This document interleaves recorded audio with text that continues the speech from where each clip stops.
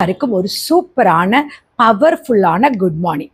காலையில் எழுந்திரிச்ச உடனே இன்னைக்கு நம்ம ஏதாச்சும் புதுசாக பண்ணணும், ஏதாவது சாதிக்கணும்னு நினச்சிட்டு கிளம்பும்போது உங்கள் காலை வாடுறதுக்கோ இல்லது உங்களை பற்றி ஏதாவது காசி பேசணும்னு ஒரு 4 பேர் ரெடியாக இருப்பாங்க தானே. இவங்களாலலாம் எதுவும் பண்ண முடியாது, இதெல்லாம் வேஸ்ட்டு, இதெல்லாம் செட்டே ஆகாது அப்படின்னு உங்களை சுற்றி இருக்கிறவங்க உங்கள் காதில் விழுற மாதிரி நெகட்டிவ் கமெண்ட்ஸை சொல்லிக்கிட்டே இருப்பாங்க. இன்னைக்கு மார்னிங் உங்களுடைய எனர்ஜியவே ஸ்பாயில் பண்ண ட்ரை பண்ணுறாங்க. அவங்களுக்கெல்லாம் நீங்கள் வாயால் பதில் சொல்ல தேவையே கிடையாது. இன்னைக்கு காலையில் உங்ககிட்ட நான் பேச போகிற இந்த விஷயம் உங்களை தப்பாக பேசுகிற அத்தனை பேருக்கும் ஒரு செம்ம நெத்தியடியாக இருக்க போகுது. நான் எப்பவும் போல கொஞ்சம் ஸ்பீடாக தான் பேச போகிறேன், ஏன்னா நீங்கள் கிளம்புற அவசரத்தில் இருப்பீங்க இல்லையா. இன்னைக்கு கண்டென்ட் என்னன்னா ரொம்ப ஒரு வெயிட்டான கண்டென்ட். ஸ்கிப் பண்ணாமல் ஃபுல்லாக பாருங்கள். நம்ம லைஃப்பில் நம்ம நல்லா இருக்கணும்னு நினைக்கிறவங்க, நல்லா இருக்கணும்னு நினைக்கிறாங்களோ இல்லையோ, நம்ம கஷ்டப்படணும்னு நினைக்கிற நெகட்டிவ் மனுஷங்க சொசைட்டியில் அதிகமாக இருக்காங்க. அவங்கள நம்ம எப்படி ஹேண்டில் பண்ணுறது, இதை புரிய வைக்கிறதுக்கு ஒரு செம்ம இன்ட்ரெஸ்டிங்கான, ஆனால் நீங்கள் இது வரைக்கும் கேட்காத ஒரு ரியல் லைஃப், ஒரு சயின்டிஃபிக்கலான ஸ்டோரியை சொல்லிடுறேன். இயற்கையில் ஒரு விசித்திரமான ஒரு விஷயம் இருக்குது. அது என்ன தெரியுமா? நீங்கள் எத்தனை பேர் கவனிச்சிருப்பீங்கன்னு தெரியாது. இந்த உலகத்தில் இருக்கிற பறவைகளிலேயே ரொம்ப ஸ்ட்ராங்காக கம்பீரமானது எது, அதாவது மெஜஸ்டிக்காக இருக்கிறது எது? ஈகிள் தான். அது ஆகாயத்தில் ரொம்ப உயரத்தில் பறக்கக்கூடியது. அந்த காக்கா இருக்குல்ல, க்ரோ, அதுக்கு எப்போவுமே ஒரு வம்பு புத்தி இருக்குது. அது என்ன தெரியுமா பண்ணும்? கழுகு பறந்துட்டு இருக்கும்போதே நேராக போய் அந்த கழுகோட முதுகில் போய் உட்காந்துக்கும். முதுகில் உட்காந்துட்டு சும்மாலாம் உட்காராது. அந்த கழுகோட கழுத்து பகுதியை தன்னுடைய மூக்கால கொத்தி அதுக்கு வலிக்க கொடுக்க வைக்கும், இல்லைன்னா தொந்தரவு பண்ணும், அதை கடிக்கிறதுக்கெல்லாம் செய்யும். இப்போ யோசிச்சு பாருங்களேன், கழுகு எவ்வளோ பெரிய பறவை, எவ்வளவு பலசாலியான, அது எவ்வளோ ஸ்ட்ராங். அது நினைச்சா திருப்பி அந்த காகத்தை ஒரு செகண்ட்ல அடிச்சு கொள்ள முடியும். ஆனா கழுகு என்ன பண்ணும் தெரியுமா? அது தன்னுடைய நேரத்தையோ தன்னுடைய எனர்ஜியோ வேஸ்ட் பண்ணி அந்த காகத்து கூடலாம், அதாவது அந்த க்ரோ கூடலாம் சண்டை போடாது. காகத்தை திருப்பி அது கொத்தவும் செய்யாது. தன்னுடைய ரெக்கையை அசைச்சுக்கிட்டு அதை கீழவும் தள்ளாது. அப்போ என்னதான் பண்ணும்? அப்படியே அது கொத்து வாங்கிட்டே போகுமா அப்படின்னு யோசிக்கிறீங்களா? ரொம்ப அப்பாவியான ஒருவேளை ஈகிளா இருக்குமோ அப்படின்னு யோசிக்கிறீங்களோ? கிடையவே கிடையாது. கழுகு பண்ற ஒரே விஷயம் என்ன தெரியுமா? அது இன்னும் உயரமா பறக்க ஆரம்பிச்சிடும். ஒரு ஃப்ளை ஹையர் ஹையர் அப்படின்னு அப்படி போயிட்டே இருக்கும். அது தன்னுடைய ரெக்கைகளை விரித்து ஆகாயத்துக்கு மேலே மேக வர உயர உயர பறந்துக்கிட்டே இருக்கும். அப்படி பறக்கும்போது என்ன ஆக, கழுகு உயர பறக்க பறக்க அங்கே ஆக்சிஜனோட அளவு குறைய ஆரம்பிச்சிடும். கரெக்டா?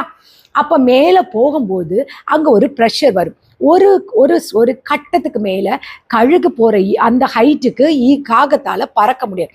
அந்த காக்காவுக்கு ஒரு அளவுக்கு மட்டும்தான் சுவாசிக்க தெரியும். ஆக்சிஜன் இல்லாமல் அது மூச்சு திணற ஆரம்பிச்சு அது தானாகவே என்ன பண்ணும்? கழுகோட முதுகுல இருந்து கீழே விழுந்துடும். கழுகு ஒன்றுமே பண்ணலைங்க, அது இன்னும் உயரமாக பறந்துட்டு தான் இருந்தது. அவ்வளோதான், காகம் காலி ஆயிடுச்சு. க்ரோவோட கதை முடிஞ்சு போச்சு.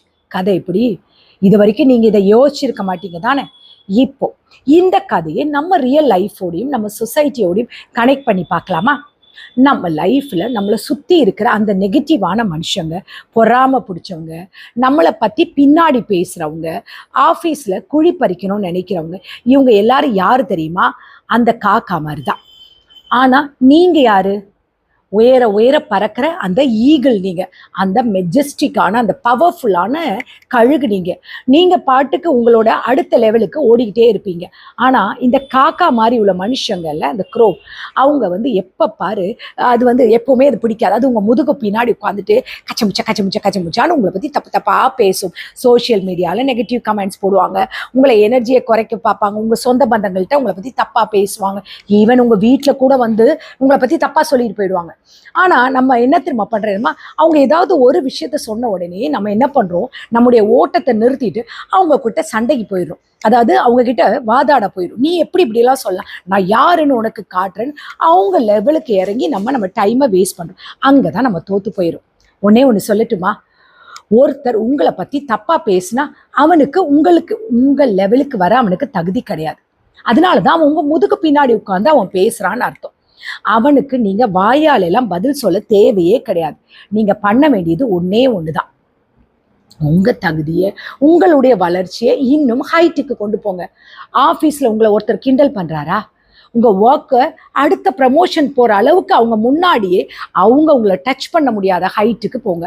சொந்தக்காரங்க யாராவது உங்களை உருப்பட மாட்டேன், இவன் ஒரு வேஸ்ட்டு அப்படின்னு உங்களை எப்போ பாரு நெக்லெக்ட் பண்ணி உங்களை ஒரு மாதிரி மட்டம் தட்டுறாங்க, அவங்கக்கிட்ட ஆர்கியூ பண்ணாதீங்க.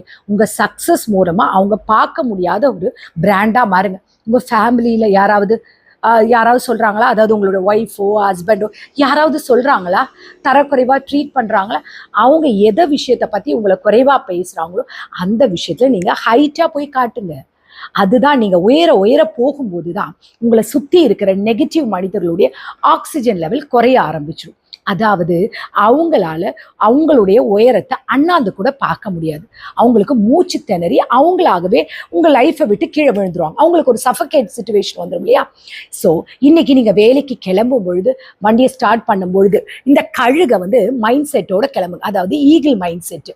இன்னைக்கு உங்களை சுற்றி யாராவது நெகட்டிவாக பறக்கணும்னு யோசிச்சாங்க, அதாவது பரப்பணும்னு நினைச்சாங்கன்னா, யாராவது உங்கள் காலை வாரணும்னு பார்த்தாங்கன்னா அவங்கள பார்த்தெல்லாம் டென்ஷன் ஆகாதீங்க. ஜஸ்ட் மனசுக்குள்ள ஒரு நக்கல் சிரிச்சுக்கோங்க. தம்பி, நீ ஒரு காக்கா, நீ கத்திக்கிட்டே இரு, நான் ஈகிள், என்னோட ரேஞ்சே வேற, நான் பறந்துட்டே இருப்பேன்னு கெத்தான் தலை நிமிந்து அவங்க முன்னாடி போயிட்டே போறேங்க. நம்மளோட லைஃப்ல 4 பேர் நம்மளை பத்தி தப்பா பேசுறாங்க, கிண்டல் பண்றாங்கக்காக உங்க முகத்துல இருக்கிற சிரிப்பையும் உங்க மனசுல இருக்கிற எனர்ஜியையும் 1% குறைச்சிக்காதீங்க. ஏன்னா இந்த சொசைட்டில காகங்களுக்கு எப்பவுமே பஞ்சமே இருக்காது. நீங்க புதுசா ஒரு பிசினஸ் ஆரம்பிச்சாலும் சரி, குறை சொல்லிட்டே இருப்பாங்க. நீங்க ஒரு நல்ல வாழ்க்கையில படிச்சு ஒரு நல்ல கை நிறைய சம்பாதிச்சாலும் அங்கேயும் குறை சொல்ல உங்களுக்கு ஆள் வரும். நீங்க நல்ல செட்டில் ஆகி ஒரு ஃபேமிலியோடு இருந்தாலும் அங்கேயும் குறை சொல்லி தான் இருப்பாங்க. ஏன்னா நம்மளை சுத்தி நிறைய காக்கா கூட்டங்கள் நிறைய இருக்கு. ஏன்னா அவங்களுக்கு பாயிண்டுகளே இருக்காது. அதனால அவங்க நம்மளை காக்கா மாதிரி கத்திக்கிட்டே தான் இருப்பாங்க. கூட்டமா உட்கார்ந்துக்கிட்டு மற்றவங்களை பத்தி பேசுறதுதான் வேலை. இவங்களுக்கெல்லாம் நீங்க விளக்கம் கொடுத்துட்டே இருந்தா உங்க லைஃபை நீங்க எப்போ வாழ போறீங்க? மற்றவங்களுடைய மொக்கையான விமர்சனங்களுக்கு நீங்க கொடுக்குற ரெஸ்பாண்ட் என்ன தெரியுமா? பவர்ஃபுல்லான தண்டனை என்ன தெரியுமா? அவங்கள டோட்டலா இக்னோர் பண்ணிட்டு அவங்க கண்ணு முன்னாடியே உங்க லைஃப் அடுத்த லெவல், அதாவது உயரத்துக்கு செம்ம மாசா பிரம்மாண்டமா வாழ்ந்து காட்டுங்க. அதுதான் முடியும். நீங்க ஜெயிக்கிற ஒவ்வொரு சக்சஸும் அவங்க முகத்துல விழுற ஒரு ஸ்ட்ராங் அடியா இருக்கும். நினைச்சு பாருங்களேன், கழுகு மேல பறக்கும் பொழுது கீழே இருக்கிற காக்கா சத்தம் கழுகுக்கு கேட்குமா? கேட்காது தானே? அத மாதிரிதான் நீங்க உங்க கோல் மேல வெறியா இருந்தீங்கன்னு வச்சுக்கோங்களேன், நீங்க மேல போயிட்டே இருக்கும்போது கீழே இருக்கிற எந்த காக்கா நெகட்டிவ் சவுண்ட் கொடுத்தாலும் உங்க காதுக்குள்ள விழவே விழாது. அவங்க கத்திக்கிட்டே இருக்கட்டும், நீங்க பறந்துகிட்டே இருங்க. அவங்க குழி பறிச்சுக்கிட்டே இருக்கட்டுமே, நீங்க இமயமலை அளவுக்கு உயர்ந்துக்கு போயிட்டே இருங்க. உங்க பின்னாடி பேசுறவங்க உங்க பின்னாடி தான் இருப்பாங்க. ஏன்னா அவங்களுக்கு உங்க முகத்துக்கு நேரா பேசுறதுக்கு தகுதி கிடையாது. ஏன்னா அவங்க காக்கா மாதிரி. ஸோ இந்த மார்னிங் டைம்ல எல்லா நெகட்டிவிட்டியும் தூக்கி குப்பையில போடுங்க. உங்க மேலும் நம்பிக்கை வைங்க. இந்த உலகத்துல உங்களால சாதிக்க முடியாத விஷயம் எதுவுமே கிடையாது. நீங்க எல்லாருமே சாதிக்க பிறந்தவங்க தான். கிளம்புங்க, ஹெல்மெட்டை மாட்டுங்க, வண்டியை ஸ்டார்ட் பண்ணுங்க, ஆறு காரை ஸ்டார்ட் பண்ணுங்க, ஆறு நடந்து போறீங்களா, பஸ்ல போறீங்களா, மெட்ரோல போறீங்களா, கிளம்புங்க. எதை பத்தியுமே யோசிக்காதீங்க. ஒன்னே ஒன்று மட்டும்தான். இன்னைக்கு இந்த நாள் உங்களுக்கு சூப்பரான வெறித்தனமான ஒரு அதிரடியான சக்சஸ்ஃபுல்லான டேயா அமைகிறதுக்கு என்னுடைய வாழ்த்துக்கள். நாளை காலையில் இதே மாதிரி இன்னொரு வேற லெவல் மாஸ் கண்டென்ட்டோட உங்களை நான் மீட் பண்றேன். அது வரைக்கும் stay strong, stay Royal and keep flying higher and higher. Okay, மறந்துடாதீங்க. கழுக மாதிரி உயர பறக்கணும்னு யோசிங்க. காக்கா என்ன கத்துனாலும் சரி, அதை காதிலே போட்டுக்காதீங்க. காக்காவோட இடம் எது? அதுதான். இனிமே சந்தோஷமா இருங்க. இந்த நாள் உங்களுக்கு இனிய நாளா இருக்கணும் கடவுளை வேண்டிக்கிறேன். Take care, bye, love you all.